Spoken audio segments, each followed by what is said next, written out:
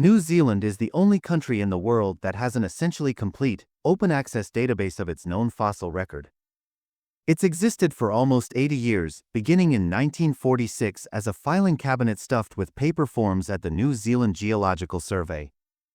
The project was the initiative of Harold Wellman, the pioneering geologist who famously discovered New Zealand's 370-mile-long alpine fault, and a few others working on the first geological mapping of the country. They wanted ready access to all this information in a standardized, accessible way, said James Crampton, a paleontologist at Te Hirnawaka Victoria University of Wellington. It was a brilliant idea. The forms assigned a map reference and a serial number to locations, and recorded the fossils seen or collected there, as well as notes on stratigraphy and the rock's grain size, weathering, and color.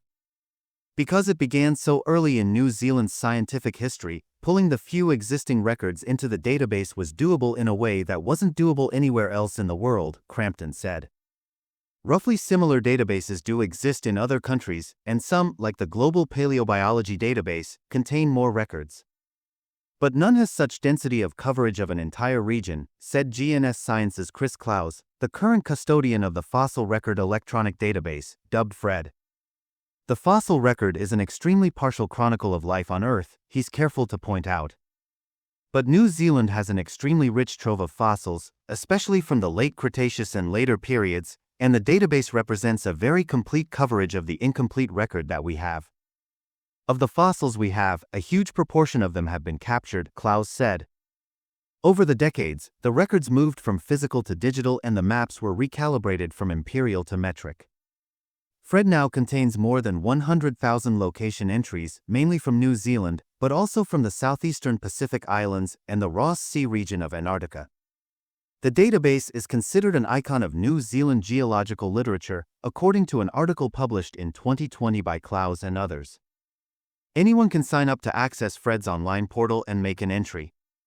For curators from different universities review the entries and fix obvious errors. We have all sorts of people contributing data, from rank amateurs to professional paleontologists, Clowes said. In the years since its inception, the database and the spirit of trust and collaboration it embodies have become an important part of New Zealand's geological and paleontological culture, and the envy of international colleagues, said Daphne Lee, a paleontologist at the University of Otago who has been using the database for many decades. It's long been an expectation, even a requirement, that any newly discovered New Zealand fossil site will be entered into the file, she said. For scientific papers to pass peer review or students' theses to be accepted, they must have the FRED serial number included. She admitted that scientists aren't always so prompt at submitting a record for every single fossil they find. But overall, the file is a way of passing on information from one scientific generation to the next, she said. You might find a place you thought was new, but you'll find, my goodness, in 1957 someone already found a fossil there, and you didn't know about it.